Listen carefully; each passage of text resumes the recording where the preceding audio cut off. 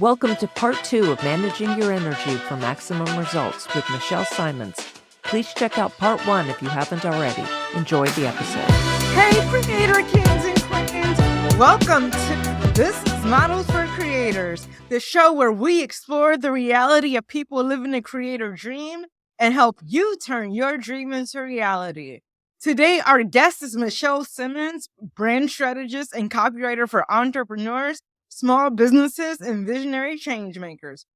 She's also an avid reader, a words nerd, and a weirdo of the highest order who can plug her nose with no hands. Let's welcome Michelle to Business Models for Creators. And even though she can't hear you, let's make some noise for Michelle. Woo! Michelle in the house. I said Michelle in the house. Welcome, Michelle.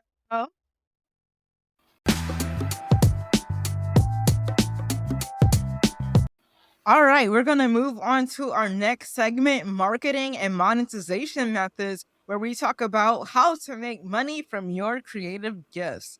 All right, so how do you make money as a copywriter and brand strategist? Do you charge by the hour? Do you charge by packages, by retainer? How do you make your money?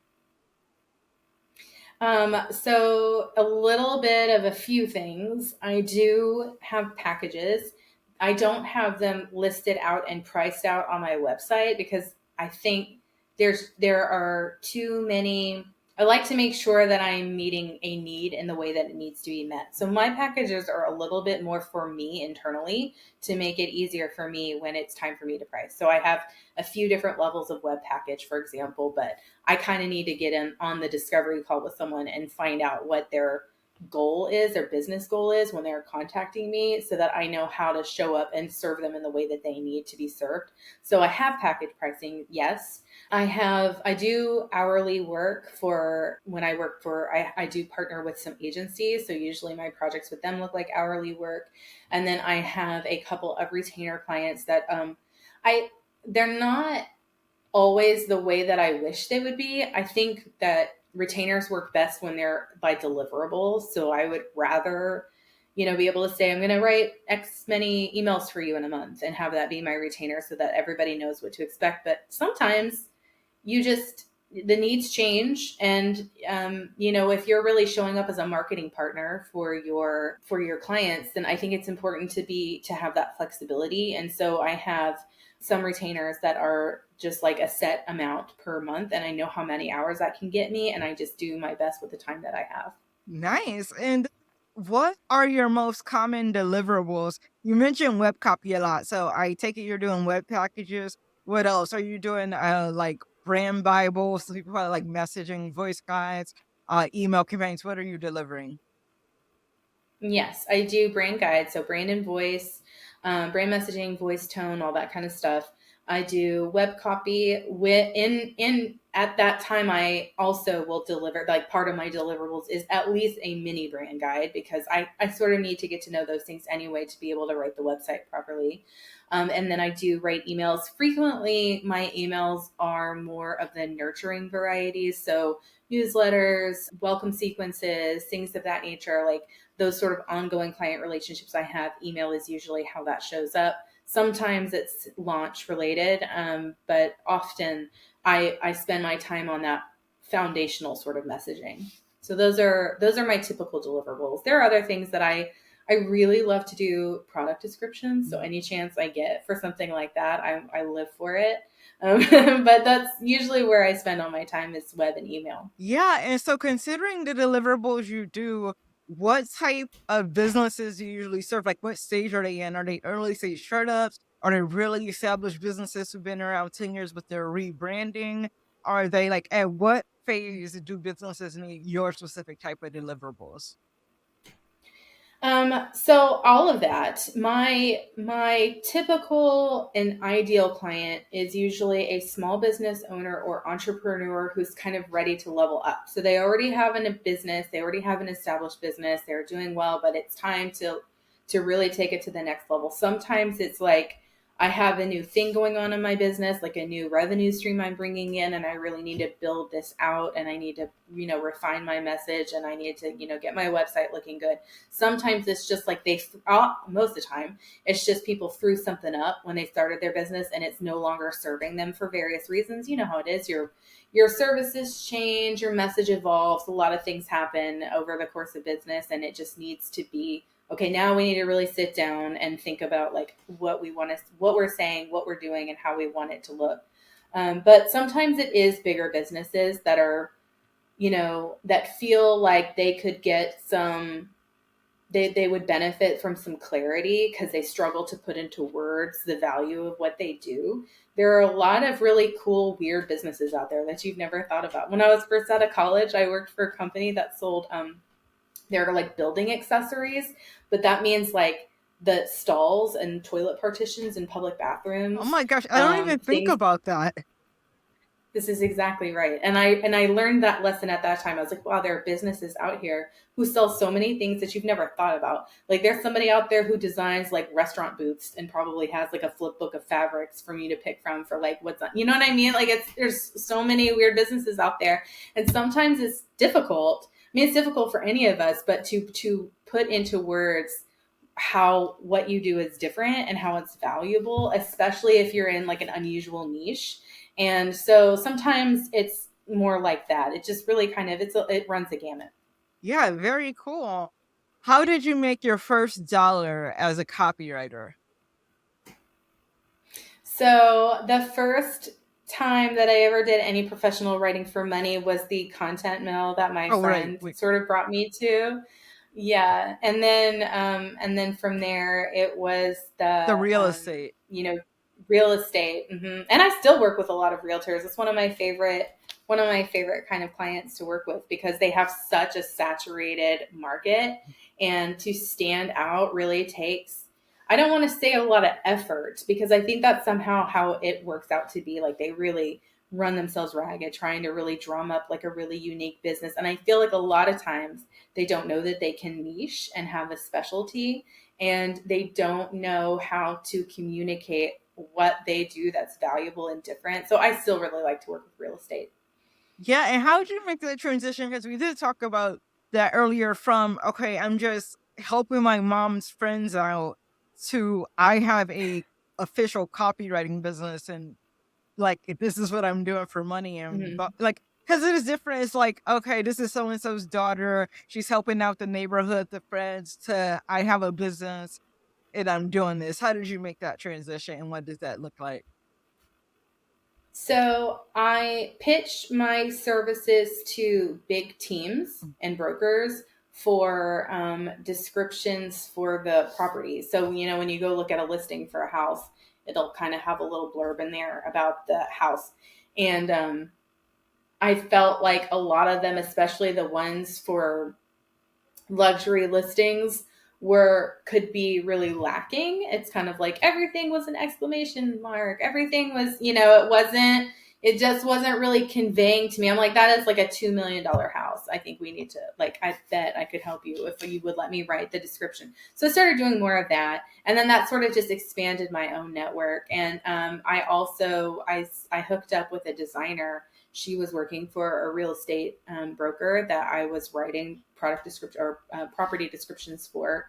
And we sort of set off to do our own thing together. And she worked with a lot of real estate agents. So that was more like getting that sort of ball rolling. And then it was just sort of pitching myself, like everyone sort of does, or most people do when they're starting out. I was like, I can do this and this and this for you. Like, look, I wrote this email. Like, as you sort of do, if you get one client that you can do a variety of stuff for, even if it's like all you've ever done is write bios and property descriptions, right? But then they let me write their emails, and then they let me write this, and then they let me write that. Yeah, and when you say you started pitching yourself, on what platforms were you? Cold emailing? Were you pitching on LinkedIn? Were you sliding in the DMs on social media? How are you doing your pitching? Email primarily. I prefer to cold email. And when I started out, I was emailing anyone and everyone that I thought could use services. I'm like, look at this local business. Look at this local business. Like, I could help them do better ads. I could help them, but like, once I had more experience, I was like, okay, this is a small local business. They probably don't have the budget for me. Yeah. So then you sort of expand who you're reaching out to. And of course now I only reach out to people who I really want to work with for whatever reason. I'm like, I stumbled upon your page. Your stuff is amazing. And it like speaks to me. And I think that you're like an awesome company and I love your whatever. If it's usually somebody's,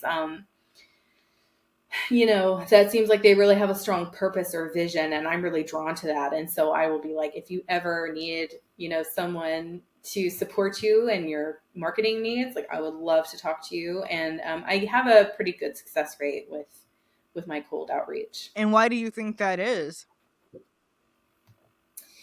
I think because I'm only reaching out to people that I really want to work with. So it's not, if I try to write a cold email, that's just a cold email. It just grosses me out. That's, like, I'm just kind of like, I don't know you and I don't really know anything about your business, but you could probably use my services. I mean, of course, that's not how it comes out, but that's how I feel inside. Mm-hmm. And I feel like it conveys when I'm trying to write it. And I just am like, nope. So I think if I sound genuine when I cold email people, because I am. I pitched to a woman to be on her podcast, and she wrote me back. She was like, we can talk about the podcast, but I really like to talk to you about writing copy for me. And when we got on the discovery call, she was like, I didn't know if it's just you or like a strategy, but I felt like in your email, your voice was like my voice. And I was like, it's probably both. That is a strategy that people use, but also like where I'm vibing. That's why I wanted to reach out to you and your podcast.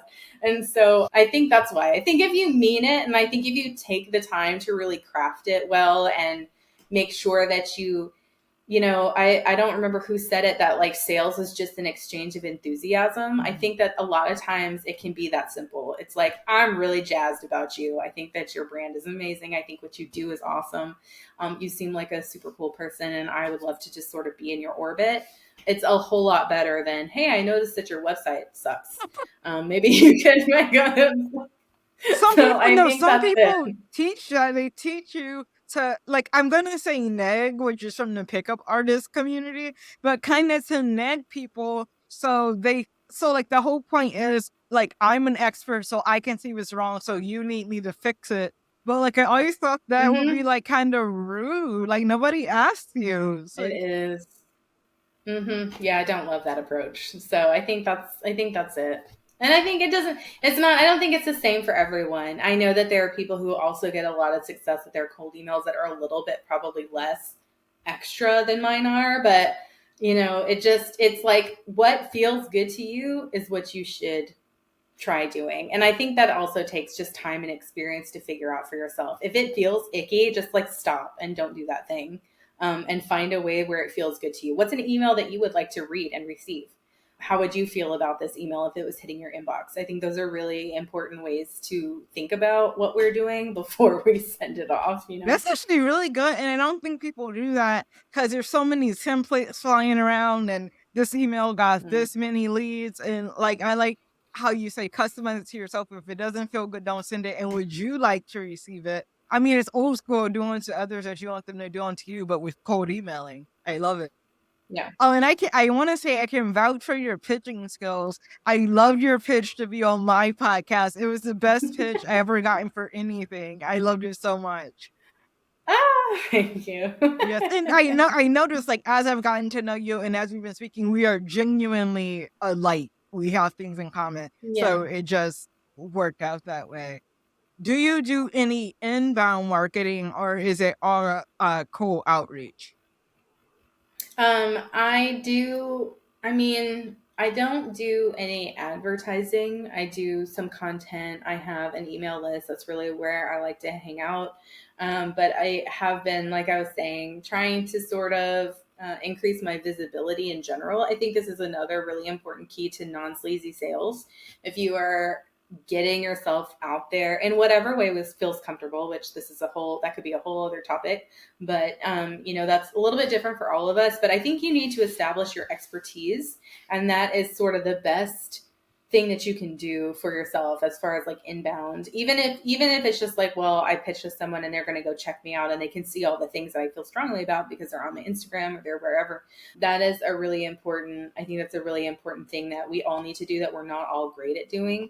And so that's something that I've been really working on, is sort of just increasing my visibility and getting a little bit more of my a framework and, values and philosophy and message out there. A lot of people are confused by brand storytelling, which is completely fair because, like I said in the beginning of our conversation, I feel like people go about it in really different ways, and I don't think people always know. It sounds really fluffy and like people don't know what that means. So for me and my brand, it's really important that I talk about what it means and why it's important and why everyone kind of needs to understand how all the little parts about their business come together to create the message that they're sharing. So those are sort of the things that I do at this time, but I've never run ads or anything like that. That's probably going to change at some point pretty soon. Yeah, and you mentioned you had an email list. How are you growing your email list? First of all, did you use a lead magnet? And if so, like, you don't have to tell me any trade secrets, but roughly what was your lead magnet? And then how are you growing and adding people to that list? So my list is recent-ish. It's been this year. And so I'm still working. I mean, I am working on growing it. I didn't have a lead magnet. I have something in the works. I worked with someone to put together like a signature presentation, Charlotte Davy. She's amazing. And in the course of doing that exercise with her, I was like, okay, I'm putting together worksheets. And so now I really sort of want to expand that. I haven't made it into a lead magnet yet because I want to, because the perfectionist in me is like, no, we need to make it better first. And so I don't know what that's going to look like yet. Essentially, it was kind of like a working through how to find your purpose, because a lot of people, I think, miss the mark on this. It's not like to make money. We're all here to make money, but like, what else? What started you to cause, what caused you to start this business specifically? Sort of walking you through how to figure that out, and then also sort of develop your own brand compass. And I think it could be a lot more robust. And so I would like to make it into something a little bit more. It may eventually develop into something where I create maybe like a small paid product about it. I don't really know yet what that's going to look like, but that's something that I want to sort of work on before I put it out there as a lead magnet. But other than that, it's like I'm starting to put together a webinar. I have everything really ready for it already. So I just sort of need to get it going, and really just telling people to join it, like my clients and things like that. It's like, if you want to stay in touch with me, this is a really great way to keep sort of in my orbit and see when I offer things like beta pricing and stuff like that when I'm working on new things. So it's a good place to be. And so right now I'm just sort of telling people about it and asking people to join, but I will eventually sort of expand that, and webinars and things like that will help it grow. Yeah, and then how are you using your list? Because there's a certain technique people do daily emails. Then there's like newsletter emails that you could get every 2 weeks. Like, how are you leveraging your list? I like to be in touch once a week. It's not always exactly that. It's not always precise. I don't send it on a certain day of the week. Usually I like to be a little bit more spontaneous than that. The way that I serve them this is really a little bit more, I talk a little bit less strategy there, or at least like tips and things like that. I do more of that on my social media. I do a lot more sort of entrepreneur to entrepreneur sort of material there. So it's like things that I'm learning, things that this is a really important, this is why I like to finish my week thinking about the week that I've had and what have I picked up and what things did I learn and what insights did I gain and what really cool thing did I hear on a podcast that I think would be useful for people. It's just kind of like, what do I think is useful for my people right now? And that's sort of where the email comes from. So it's pretty casual. It's like, it's not a formal newsletter. It's just sort of a free form, usually a storytelling sort of thing.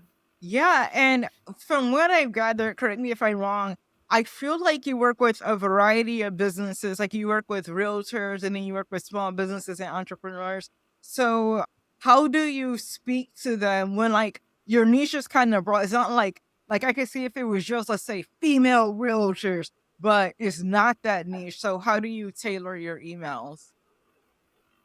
Segmenting is where it's at for that kind of stuff. At this time, I don't really have much of a need to do a lot of differentiation in my list because it's just not big enough for that. Mhm.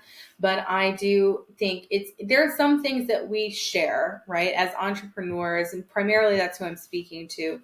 We share the same pain points, and like real estate agents are still very entrepreneurial. They're still trying to figure out how to differentiate themselves and stand out. And it's often the same thing with small businesses. A lot of times they need more like nitty gritty strategy, which is what's great about like Instagram and stuff like that.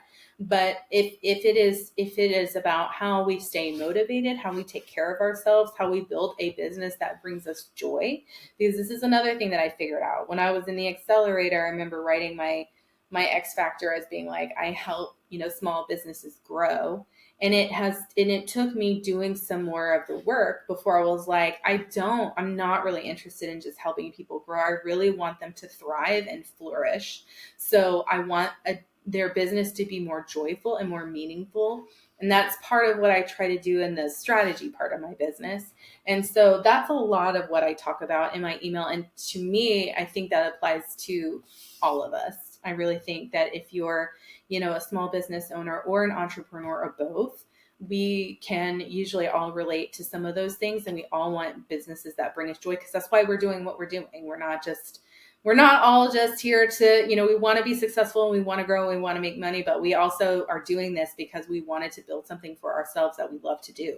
Yeah, and thanks for explaining that.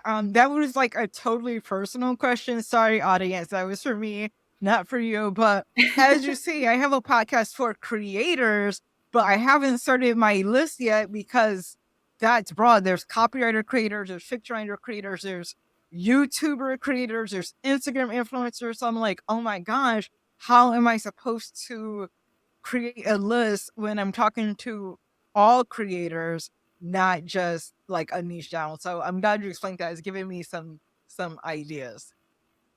Yes, there's stuff I think we all have in common as creators, so you can do it. Based on what you know now, you've been working as a copywriter and brand strategist.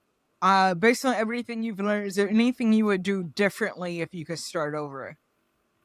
Not really. I think I was really resistant to the idea of niching for a long time because I get bored with the same type of thing, writing the same type of thing. I just was like, I don't want to niche. I don't want to limit myself. I want to be able to sort of jump in and do whatever.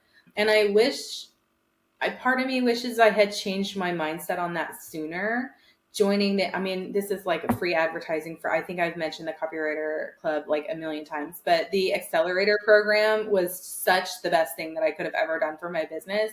It helped me so much to change my mindset about what that can mean and what it can look like. And now I don't get bored because I work with so many different kinds of businesses, because my niche is fairly broad.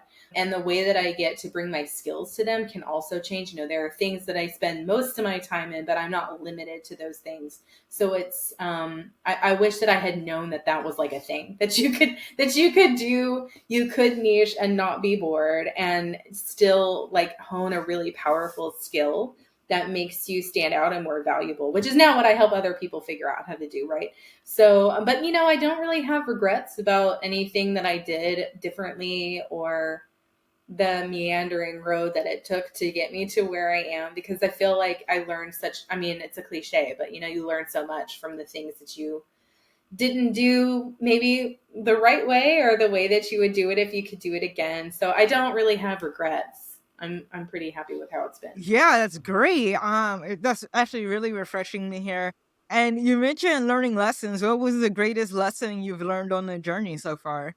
I think firstly, having that network it really has to be number one. I was going to say something about being, how to be with your clients, but honestly, I think having a network for yourself of people who are in your field that you can be friends with and go to and get support from and ask questions is huge. And also just to keep you from we cannot crawl into, I call it my copy layer, and just live here and like be like a troll working in your layer. Like You have to have a network and people that you can get support from, and also to support, right? I always want to be able to give more than I get. So like if you have a group of people and they have questions and they want, input, like do that. Read the copy for your friends or whatever it is in your business, and like be that supportive person, and it will pay back like 1,000-fold. It's so hugely important. So I think that's got to be definitely the number one lesson that I've learned is everyone, whatever creative thing that you've taken on for yourself, you need to be plugged into some kind of group of peers. Your business will thank you. Your soul will thank you. It's just the best thing that we all need. Even if you're an introvert, you can find other introverts. It's fine.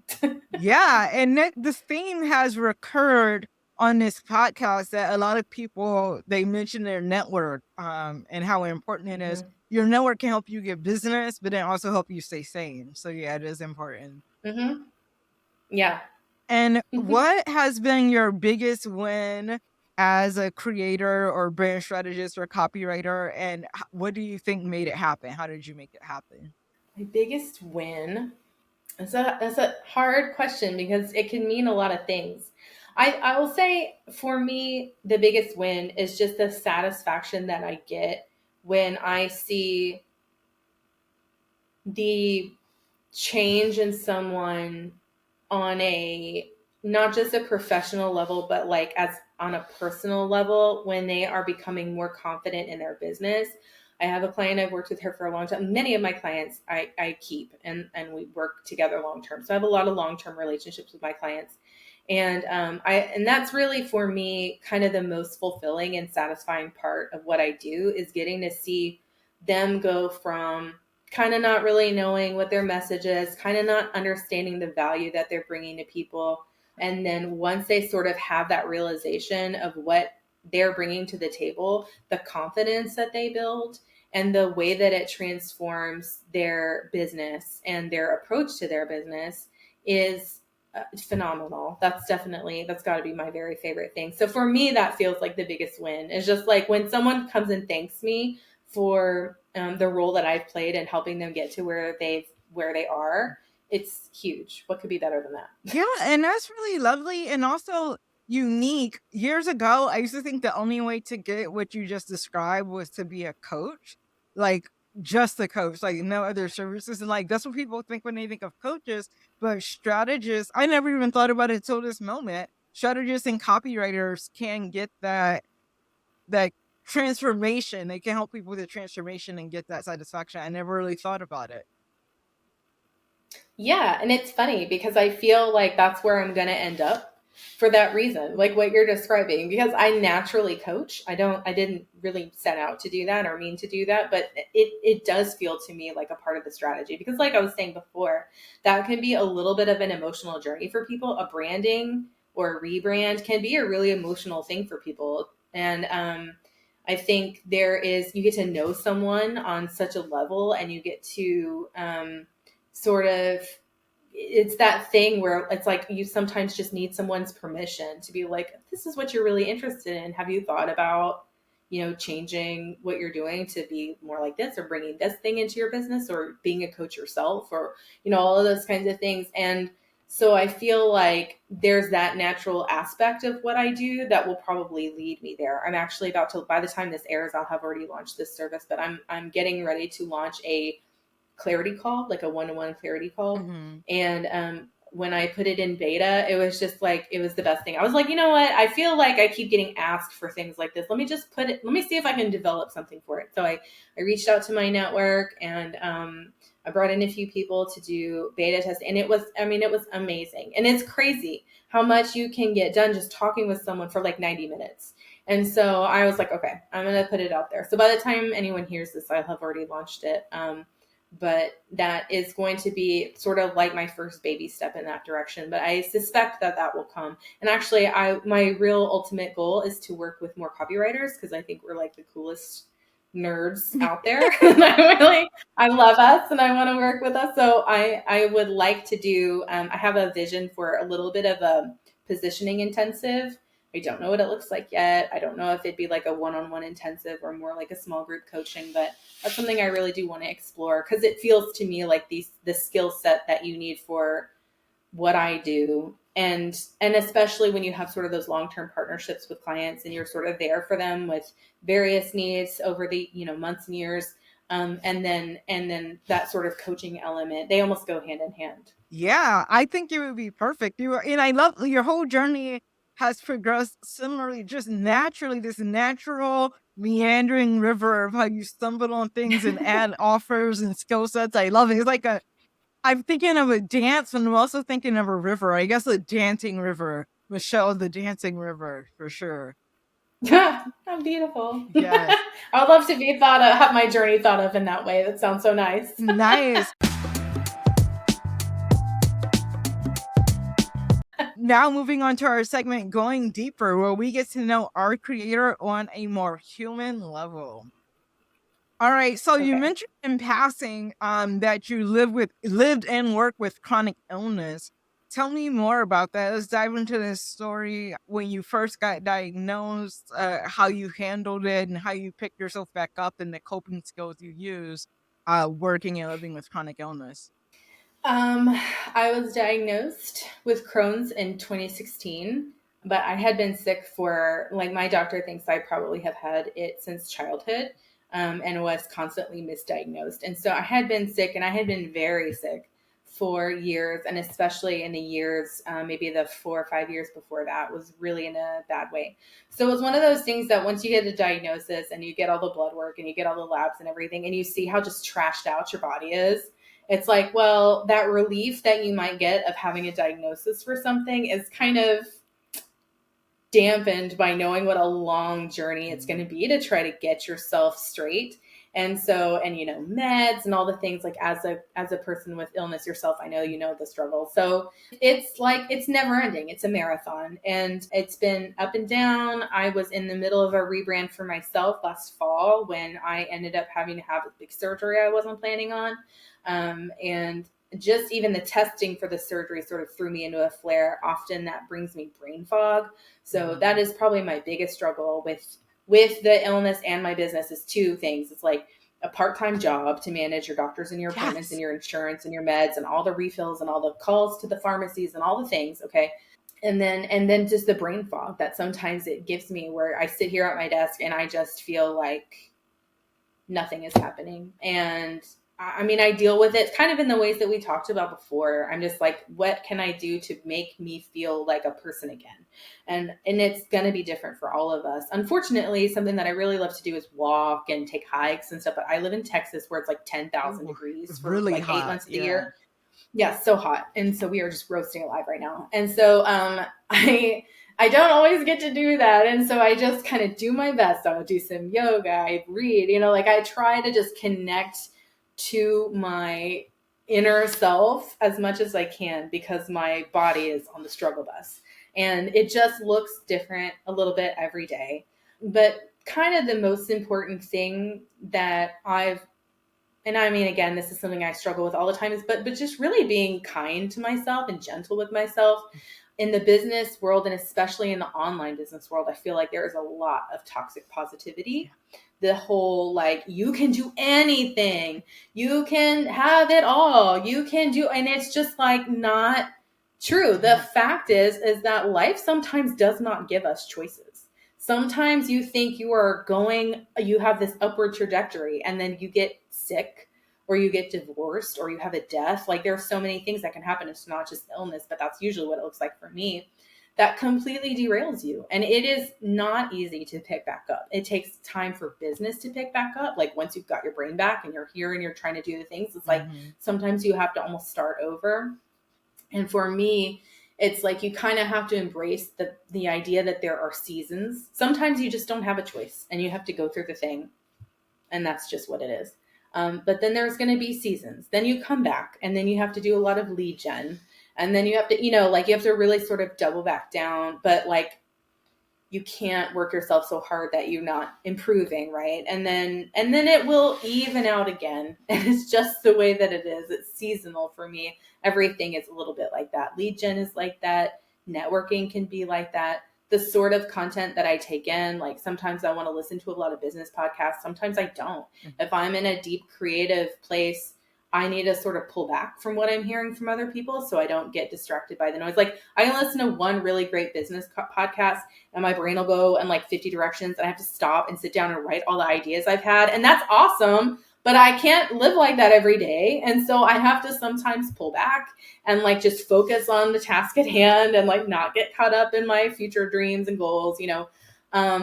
And, you know, I think you also have to really love what you do. And I think that you have to have the drive to keep trying, even when you're getting, you know, knocked off the rail. And I love what I do. I find a lot of meaning in it. I find it intellectually and creatively stimulating. I love connecting with people. I love learning all the weird businesses that I sometimes get to learn. Like, I didn't know that was a thing. And now I get to learn all about what you do. Like, that's so cool. And I also need to make it work because it's the most practical thing for my life. I've worked plenty of full-time jobs. Like I said, I even had one that was home, and, you know, I had the flexibility to be at home, but still wasn't probably the best fit for the life of a sick person, not to mention a sick mom. And so I love it. And it's going to have to be the thing that works for me because it's for many reasons, just where I need to be. So, you know, it's really, this is another time I'm going to plug the Monk Manual to remind me about my being goals and not just my doing goals. And it's like, it's okay if you're going through something that's taking you away from the person that you normally are. If you are normally a person who jumps out of bed and you just like take care of stuff and you get the things done, and then something happens in your life and you're not that person for a while, like, it's okay.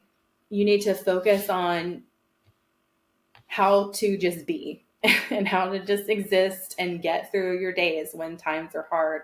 And I think there's a lot of value in that, and a lot of, when you come back and you feel more fully yourself and you can sort of pick your business back up and move forward, there's so much more that you can bring to the table when you've just really been through it than before. And I think empathy, I mean, as copywriters, empathy is a really important trait for us. And I feel like in the end, it can kind of only help us with what we're bringing to our clients and to our business. Yeah, that was lovely and so much value. And there's multiple rabbit holes I want to go down, but I have to go one at a time. Well, I'll highlight this first. There's just so much value. Oh my gosh. I want to go back, and there was some wisdom I needed to hear in there. You were saying how sometimes you have to put a pause on business podcasts and focus on what the task at hand instead of like your wheel spinning with all these ideas. I needed to hear that. My inner voice keeps telling me, but I'm not listening. But my inner voice keeps telling me to eat what's on my plate before I get more food. And like I keep listening to business podcasts, and I'm like, oh, I want to do this and that. And I'm in the health clear of now. Hopefully, by the time this is released, I'll be better. But I'm in this terrible health clear up, so my energy is very limited. I have so many doctor's appointments, so many calls, so many things to do with my health, but I won't, like, there's so many business ideas. So I keep listening to the business podcast, but maybe like I will be better served. So like just listen to something fun and not listen to things that are going to trigger my ideas. Cause I'm like, I'm spinning in place. I can't execute on it right now. So I never even thought to like not listen to it for a while. It's simple, but I just never conceived of it.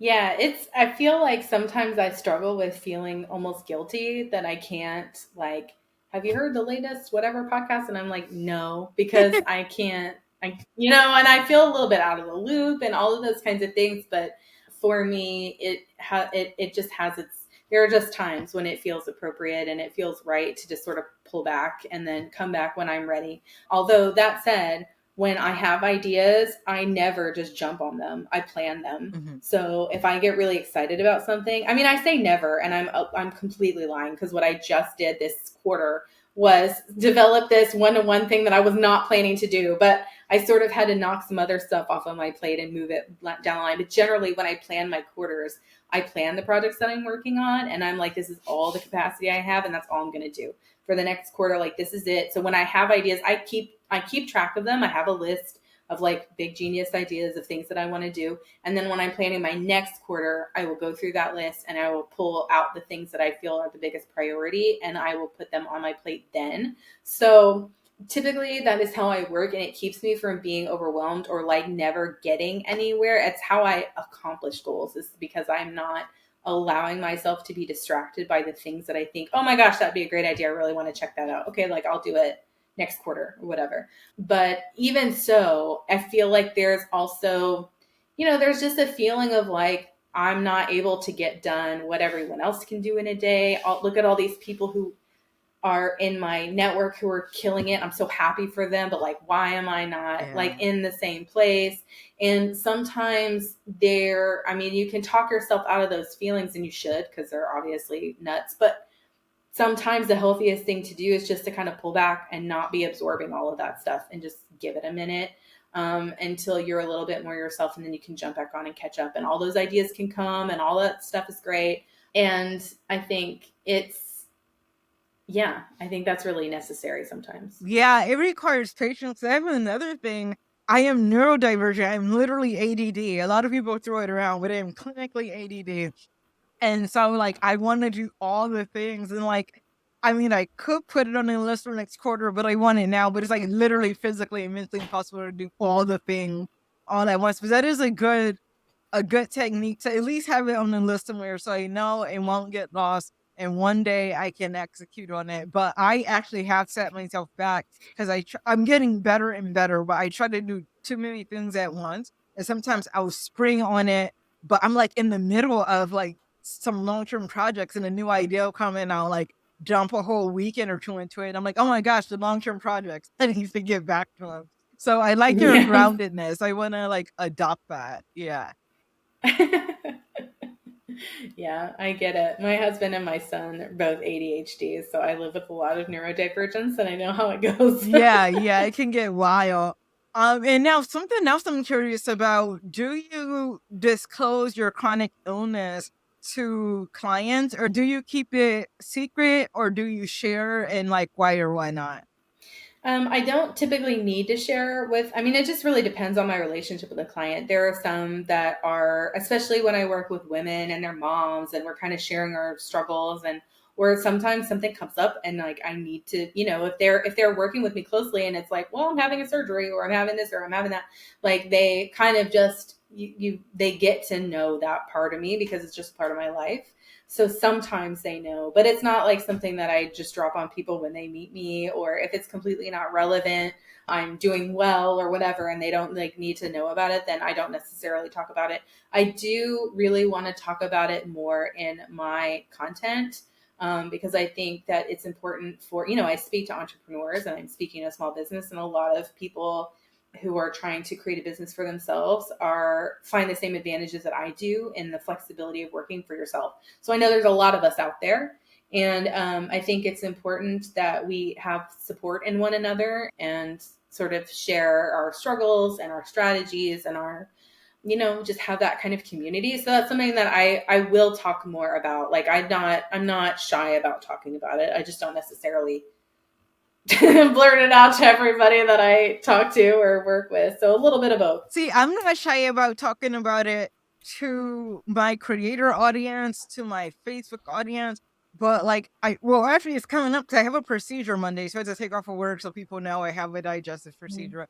But I try to keep it from people who can sign my paychecks. I used to, but now it's just like it's impossible. But I used to try to shield it, but like I don't know. But audiences who are not necessarily paying me, I let them know. But do you ever worry it'll make you seem unhireable, or do you not worry about that? I don't worry about that. To be honest, I've been in that position before, and it's kind of like in a previous life, and it's kind of like this is the package. Like I'm good at what I do, and I will not commit to something I can't carry out. So if it's like I have something, usually it's like if I'm in a flare or I'm experiencing significant health issues, maybe that's not the time that I'm going to, like I'm going to commit myself to something that's like a long-term project. Right. And so, but typically if I'm signing on to do something, like I feel like I have no reason to think that I'm not going to be able to finish it. And that's never happened.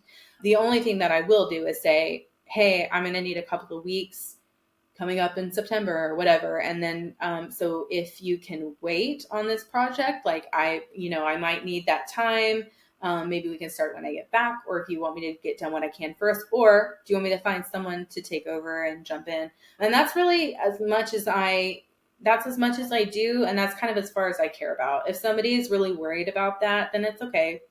Right now, I don't have to be for everyone, and that's fine. Oh, see, that's lovely. I'm getting better with it. And also, I think I have a perception that people don't want to hire sick people. And that, I mean, it is real, but it may not be as prevalent as I think. More and more people have health problems now, and people are more understanding. But I'm afraid it'll put you on a blacklist. But so far, it hasn't. Like, a lot of people do know that I suffer a chronic illness, and people still want to work with me and collaborate with me. So far, it hasn't been an issue. It's just a fear I have. Yeah, and I mean, there are a lot of people who are open to and even extra supportive of people who are in situations where there's like disability or illness. Earlier on in my career, when like I was telling you, I sort of partnered up with a design partner that I have that I still often work with. We partnered up, and when we were looking to hire vendors and outsource some stuff, we specifically were looking for moms who were working from home, trying to make a living at home because we're both parents, and wanted to be able to bring in women who needed to make their income at home, but had kids running around, because we don't care if your kid is hanging around while we're on a Zoom, that's fine. We were specifically looking for people with disability, people with chronic illness, because she and I both deal with health things. And so you just kind of never know. There are people out there who may be more willing to hire you because they experience, either because they have something similar in their family or they deal with something themselves. I mean, to be honest with you, we are awesome. Look how tough we are. We get up here and we do the thing every day, and we keep at it, and we keep showing up, even though we're sometimes half dead. So I feel like that's an asset. And, that's just my opinion. So I think sometimes, I'm not saying that it doesn't work the other way around, but I think often people are more understanding than we give them credit for, and may also find value in the struggles that we have that help us just bring a little bit something more to the table. Like I was saying, I think there's empathy. I think that there's a lot of more communication. There's so much I feel like that it gives to me when I'm in the creation of my business. Yeah, that is a beautiful and great way of thinking about it. And like, I'm not the only one who needs to hear it. So thank you for oh my gosh, I always use this term I hate, but I'm going to use it. Thank you for the value bomb. A lot of marketing bros, they'll be like, value bomb. It's just so goofy. Okay, my next question for you is AI. You touched on it a little. I was going to ask about this anyway, and I didn't expect you to say you've been using AI in your business for 2 years, because AI just became viral recently. But I want to know what you think of AI. What I'm about to be a bad interviewer and roll a bunch of questions into one, but this is so juicy and I want to talk to you about it. So you mentioned like copywriting is the best fit for you, and brand strategy. You want to do this for the rest of your life. It fits with your disability. It fits with your personality. But a lot of people are saying AI is coming, like our industry is being affected and maybe wiped out. So my question is, just in general, what do you think of AI? And two, what are you going to do if this is what you want to do for the rest of your life? What are you going to do to make sure you can stay in the industry that may be getting wiped out? So AI is here, and it is here to stay, and it is only going to become a bigger part of our world. And I think that if you are not figuring out how to fit it in with your business and how your clients are going to be fitting it into their business, you're going to be left behind. I don't think that we're going to be replaced. It's like, I don't know who said this, but like copywriters are probably not going to be replaced, but copywriters who don't use AI will be replaced. And I think that's true. Now, I don't feel threatened by the technology for a number of reasons. Number one, I don't really spend my time in content. I do write articles and things like that. I do some of that, but it's not really where I like to spend my time. And because I spend my time as a strategist, that needs my human brain and my ability to understand all of the aspects of my client's business and of themselves as a person to really be able to do what I do best. And I don't think we're there yet with AI, so I don't really worry that it can do that part of my job for me. What it can do is help flesh out an outline. If you're having one of those dumb days where your brain just no go and you need to get something done, it's like, let me put in as much as I can and let me see what comes out. And sometimes, like I don't really ever copy paste AI stuff, but it's great for idea generation. So it can be really good. It also searches, right, for more information. I remember I'm writing an article. Anytime I'm writing like a really tech heavy article that is really not my zone of genius, and I'm like, AI, please help me. And it does. Like it gets all kinds of information for me that I can go verify and check out. It gives me sources. And I'm like, okay. So that stuff is useful. It can speed up your processes. Also, it's great now with like the introduction of like chat feature. Just being able to run a competitive analysis on something, you can do that. You can be like, hey, run a competitive analysis on this URL. Tell me, look for opportunities for this and that and the other. Now, again, I'm going to go and look at all that stuff myself, but it's great to give you an overview. It can look for gaps and opportunities, and it can even do that to a lesser extent than my eyeballs can, but still it can be really useful to tell me like what's good and what maybe could need a second look. It's great for research. I mean, as we know, again, all of this stuff is kind of newer for me with chat. But what I really like to do is I use Copy AI, and it's like I can work in their editor. And what I really love it for is so that statements. So if I have a feature and I'm not quite sure how to word the benefit, or I'm out, I've stated a benefit like 50 times in this thing and I want more ideas or whatever. It's really great for that. I can start writing the sentence and it'll finish it for me. It'll give me other options, and it can be really helpful for help. Like if I need a bullet list of, so that blah, blah, blah, blah, I can come up with so many ideas there before I choose a few and then refine them in the way that I want it to sound. And I find it really useful for that kind of thing. So that's how I primarily use AI in my business. It really is meant to just help me move things along. I've never been a super fast writer because I'm an overthinker. Me too. The people who are like, I can write a website in 2 days. And I'm like, is that so? That's great for you. That's not me. So I've never been very fast. I think about what I'm doing a lot. And so it will kind of help cut down on some of that time, at least give me more ideas to play with and work with. And get, there just is no blank page syndrome anymore. You can just start with AI and at least get you going. Yeah, and so this isn't sponsored, but I'm super curious because I've been playing with AI not for 2 years like you. I jumped on when the other basic itches jumped on in December. But how did you choose Copy AI? Because like I read a lot of blogs, comparison blogs, but I still get overwhelmed. I use ChatGPT because like it's ChatGPT, like that's what everybody uses. But between like Copy AI and Jasper, I tried Cobot, I tried Koala. But anyway, how did you choose Copy AI, and like, what do you like about that one specifically? I haven't tried all the other things in a long time. I mean, I remember when I was first, it's been probably a couple of years. So when I first got it, I feel like I was always getting ads for Copy AI and Jasper at the time. And I don't even really remember. I'm sure they all look completely different because I know Copy AI has changed a lot in the time that I've been using it. So I don't know. I'm really not familiar enough with all the things anymore to be able to tell you. It's just what I've used and what I've grown comfortable with. And I have all of my things like saved in there, my projects and stuff. So, but what I just jumped into a trial, and all of these things offer trials, and it's worth doing. It's worth just checking out and like seeing how it can help you.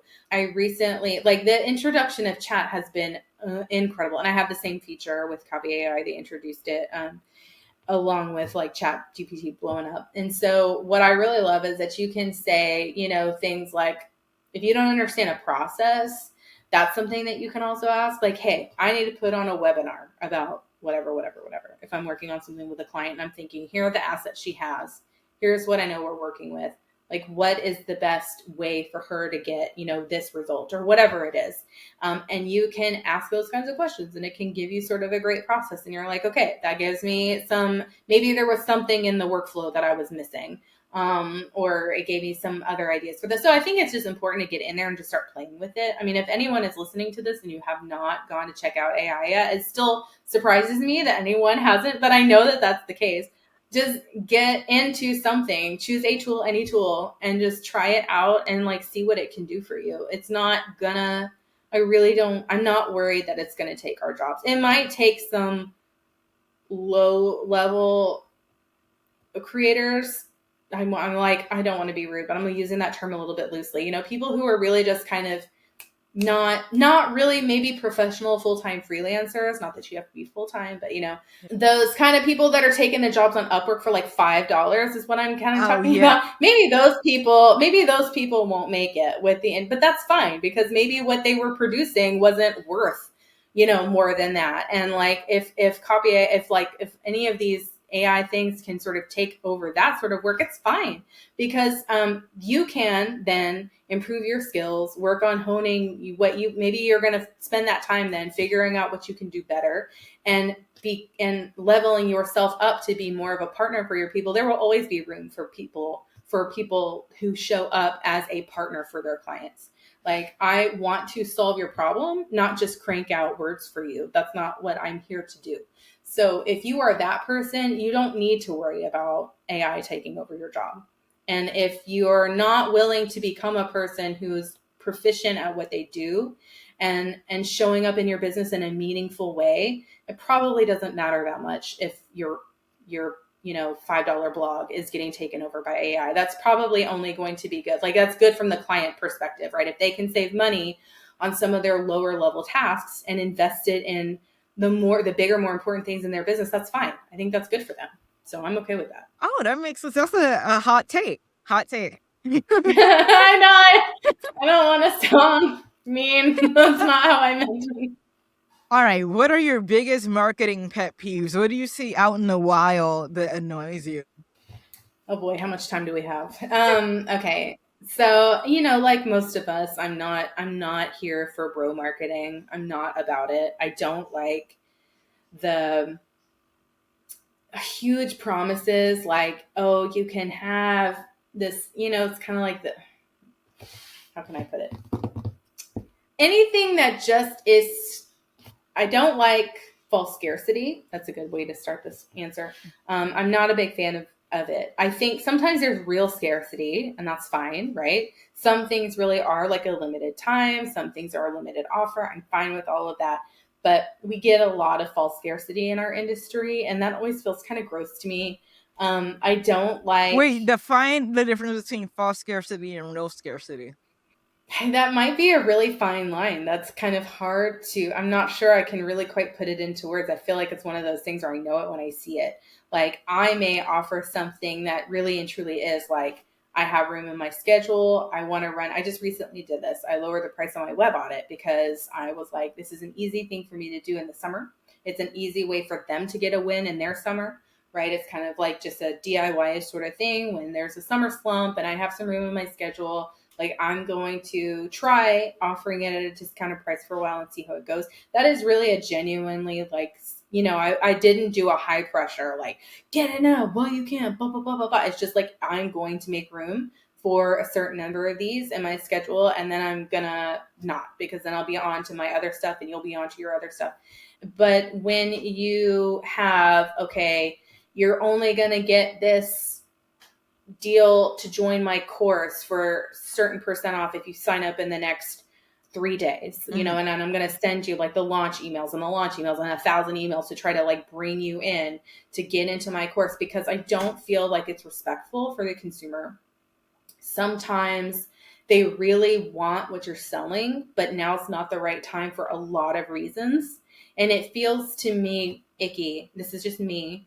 Feels gross to me to put the pressure on someone, especially for something like a course, which you hope, or coaching program, a mastermind, where you really want to bring meaningful change to someone. If you are pressuring them to jump in on it before they're really ready, because, well, they really know that they want it, and now they can get it for the best price that they can possibly get this,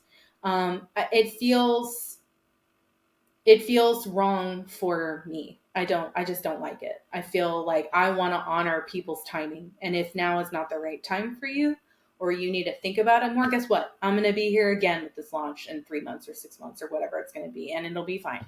And in the meantime, let me direct you to some other resources that might be useful to me. That feels like it's coming from a better place, less of, I would like for us in a perfect world to think more about when we're doing our marketing, how we can connect people, right? We're all here to connect a person with a need to a solution for that need. Mm-hmm. I would like for us to think more about that in that ethical sort of space than selling to you. If I am pressuring you to join my course and I'm telling you that you have 3 days to make the decision or I'm going to jack the price up on you, to me, that is not coming from that place of like connection and service, and more, I'm just trying to sell to you. I just want to bring you in. I don't care what that means for you and your business. If now is not the right time and you don't get the results that maybe you could have if you waited in 3 months or 6 months, that's just my personal feeling on it. So that's something that I don't really love to see. Although I know that's really super common and I'm in the minority. No, but I have a question for you. I'm interested in this. Another hot take. Okay, so you understand psychology, behavioral psychology, and human nature. Like, people don't, like, even if you need something, like there's a problem and you want to solve it, often people put it off. We are all natural procrastinators. Life gets in the way. The kid and the dog are running around, or like whatever, or you have a money mindset issue. You have the money for it, but you think you don't have the money for it. And so some urgency, some people are sadistic marketers or psychopaths, but some people aren't, and they use urgency because it works. Like, how else do you get people off their asses to click the buy button then if you take away the urgency? I'm really curious. It's a real question. It's a good question, and I don't know if I have a great answer for it, to be honest, because you're right. I think urgency is not a bad thing by itself, but I think it can look different, and I think there are maybe buffers that we can put in place to, I think if you're really available for questions, and if someone, and like make it clear that like you are available to, if someone is not sure if now is the time or they want to, but they can't afford it. A lot of times people in the middle of a launch will get contacted by people asking questions, or you make yourself available for the day before closing. I think if you make sure that you're really clear on offering your time and attention on just answering questions, so that, and like being able at that time to reiterate, hey, if now is not the right time, it's okay. We'll be doing this again in 3 months and 6 months or whatever. That's something that's at least helpful, right? We're not pressuring someone so much. But at the same time, I think it's okay to have things like bonuses, right? There's like mid-cart bonuses and all those kinds of things. I think that is a different sort of urgency that, I mean, it's it's like a good question because I don't know how to answer it. I think that it's okay to have, launches are fine. Emails, reminders, more information about how it can help them, more transformation stories, more of all of those things are good. But there's a difference between persuasion and manipulation is what I think I'm getting at. And I think that's my biggest pet peeve in marketing, is when I feel like something is more on the manipulation side than the persuasive side. And I think if you are really genuinely showing up in your business, especially for us as, right now in the context of what we're talking about, it's kind of like coaches and things like programs, things like that. Mm-hmm. You're already going to be, it's kind of the non-sleazy sales thing. You're already persuading people every time that you show up, every time that you make yourself known, every time that you get more followers who are interested in what you have to say. That's all part of the persuasion package. And then when you go to launch something, there are going to be a lot of people who already know what you're about and know how valuable you are. And hopefully those things can all just work together. I think it can look like a fine line, but it's the manipulation persuasive difference that does it for me. Yeah, for me, I don't mind urgency, but I do mind like shame-based marketing. I used to call it tough love marketing, but it's actually just shame-based marketing. And I had to unsubscribe from somebody. They were like, "Oh, like I see you didn't sign up," because like the back end you could see if somebody didn't sign up. They're like, "I see you didn't sign up." Like, so pretty much you're like, it said something about being a lazy bitch and how your life's gonna suck because you didn't take action, and like you're just gonna be stuck where you are. It was something I didn't even want anyway, and I was like, bye, like I don't need to be on this person's list. But that was a very extreme example, and they were very explicit. But I see milder versions where they like shame people for not signing up. Like, pretty much your life's going to suck because you're not an action taker and you're just going to be in this crowd of people who don't progress. But these people will get the transformation. So I don't like when you do have to kick people in the pants a little bit, but I don't like when you shame them to death for not signing up. Yeah, that is definitely a huge differentiator. And you're right. And I've been on the receiving end of some of that myself, and it feels gross. And it's like, do you really think I'm going to buy from you the next time you come around? Because you've just like told me that I'm lazy and I don't care about my business and I'm not showing up for myself the way I should be, like, no, I'm not about that. So I feel like it's like I'm saying, if you can say it's fine, it's not for you now, it'll be coming up later. Like for someone who didn't sign up, what if you had gotten that email instead? That was like, it's fine. You have stuff going on that I may not know anything about. We're going to be back again. Like, expect to start hearing from us again. Maybe this is a time to have people opt in or out again, like whether they want to be hearing about it. This is when we're going to be relaunching. And in the meantime, here are some other resources that might be helpful to you. If you have free content out there, feels to me like it just feels kinder to connect someone with whatever they could have or a lower ticket offer or something like that when they didn't join your See, thing. that's To the me, key. Actually, I want to highlight that. That's really helpful, and I think more people should use it. And it's not something I thought of, but like to downsell, give a lower ticket offer or a free resource while they're solving that problem, but not ready to commit to the high ticket program. I think that's great. I think that's excellent. I mean, to me, it's like when we're in marketing, it's people first always. Always err on the side of the relationship before anything else. And that pays dividends. So if you are, no, I'm not like we're saying, right? It's fine to persuade, it's fine to have a little bit of urgency. But if you are then just being a human being with that other human being, and you're like, here are some other ways that I can help you, since now wasn't the time for you on this thing, how likely are you to go to that person later when you're ready for whatever reason, financially ready, you have space in your calendar for the thing or whatever it is? How much more likely are you to circle back to that person who just treated you like a human and actually seemed like they wanted to be helpful to you than when they're mean and then now you just have to unsubscribe because they just shamed you and called you a lazy bitch? Right. Like, it's like a no-brainer. True story. Danny Margalis, he made Secrets of a Six-Figure Upworker. And I discovered that course when I was really broke. Like literally my lights had just got cut off and then I had to get them cut back on. And Danny said, don't buy my course. Use that money to pay your bills. And he gave me a couple of tips via email when I had a question about the course. I used those tips to start making $89 an hour. That's the rate I started at. Then I had the money to buy his course. And I bought the course and made more, but it's because he said, like some people say, like they will take the food out of your mouth. They'll be like, you have to buy this course, like forget everything else. If you don't have the money, borrow it from your mom, get your credit card. I've seen all of these marketing things, but Danny didn't do that. He said, no, keep your money, pay your bills, buy your groceries, come back to the course later. And I came back.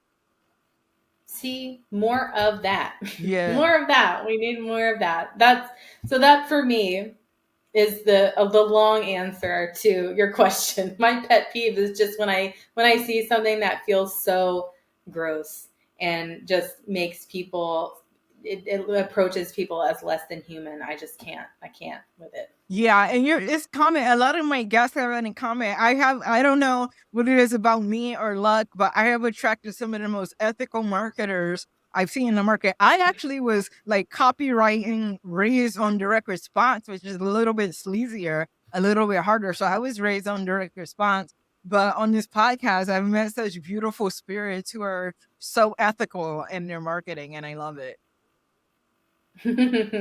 Yeah. Okay, second to last question. What is something you would love to be invited to participate in or go to? It could be like a certain type of project or a certain event or anything. What would you be like to be invited to do? I want to say I would like to speak at like a summit, but that would make me very nervous. I was actually just talking recently with Erin Pennings. I don't know if you know Erin, but she was just telling me about an idea for like a branding retreat, which I've since seen like an iteration of, but essentially it's like you get a group of people, like a small group of people, and you put them, like you go away on like a retreat, and there's like branding photographers, brand messaging strategists and people like that. There's writers, there's like a whole team of people, like workshops and everything. And it's kind of like you go away to this retreat and you come back and you sort of have all your branding done. And I'm like, that is the coolest thing I've ever heard. And it's a little overwhelming for me to imagine like meeting multiple people and trying to like crank out like brand strategy for them. But I really think something like that would be really amazing. I think any time that you can get away in real life with people in a small group setting or in a setting of your niche, I would be down for that. I think it would be really cool. Nice. That sounds like a beautiful vision. And there's somebody, like, I don't think she does retreats, but when I think of branding and positioning packages, I think of her name is Hillary Presswood Weiss. I think that's her last name. Is a hyphen listed. Hillary. Yeah, I think of her. So I'm like, you guys got to have her at I've never worked with her directly, but like I love her content and follow her for years. But she like I would include her if you guys did something like that. She is awesome. Yes. Yeah, and if somebody wanted to do what you do, be a branding strategist and copywriter, and they came to you for advice, what would you tell them? I think it's really okay for it to be something that you develop over time. It's common for your brand messaging guide, for example, to look different every time you turn one in. As you're learning how to do it, and as you're learning what's most useful for people, and as you're learning even what those terms mean for you, because like I've said a few times, it's like people literally define your company vision and your company mission, and they come up about it differently. So really it's that overcoming that imposter syndrome thing, because how do you become a brand specialist? Like a great question when you ask me, what training did I have? Like, I think, does anything exist? I mean, surely, but it is not as easy to find, I think, as some other things are. And so I think you have to be okay with just getting out there and trying it and knowing that it's going to evolve every single time you work with a new client. Every time you work with someone new, you're going to have learned something from the last time. You're going to find a way to do it a little bit better. And it's okay for that to be the case. So many of us, as we've talked about, are such perfectionists that you want it to be like incredible. Like everything needs to be perfect when you turn it in. And I do strive for, even though I know I can't be perfect, I want it to be excellent. So I do hold myself to really high standards, but I also can understand, I'm still going to be helpful to this person. Even if on the next project I realize something I could have done better the last one, I know I still helped that client and I know that I was useful to their business. And I think that's maybe the best advice I could give. I don't know how practical it is, but just really learning to be okay, because we don't get the same kind of results that like launch copywriters get. I can't say, I helped this coach make 6 figures on their last launch, because it doesn't look like that for me. Mm-hmm. But they have a different kind of transformation. It does absolutely translate to ROI, especially because usually, like I've told you, that's a return on investment. Branding, I always like to define terms. Yes. So people don't know it. Go ahead. Yeah. And especially because usually, my branding a lot of times goes along with something else like web copy or something like that. It will translate to revenue, but it doesn't have the same instant gratification that, like, say, a launch copywriter gets. So I think if you're going to be in this kind of space and you're the kind of person who can do this sort of work and you can tell a story and you can sort of pull together things from what a client is telling you and find how you can narratively express their differentiator and their special sauce. If that's the kind of person you are, you have to be okay with starting somewhere and overcoming that imposter syndrome, because you're gonna still be helpful to someone, even if you're not, like, your skill is gonna be here now and then here in a few years, and that's fine. Nice. Thank you for that. Thank you for all of the wisdom and all of the aha moments. I think whoever listens to this will get a lot of value from it. So thank you for sharing your gifts with us today. Thank you so much for having me. It was so much fun talking with you. Awesome. And if people want more Michelle Simmons, where can they find you? They can find me on Instagram. I'm Michelle.r.Simons. on Instagram, and michellesimons.com is my website. And you can sign up for my emails. I have a link in my bio. I have signups on my website. That's usually the best place to hang out with me, but that's where you can find me. Awesome. Thank you. And to everybody else, like, subscribe. Depends on where you're watching us. If you're listening on the podcast, leave reviews. It helps. And on YouTube, like and subscribe. Till next time, keep creating.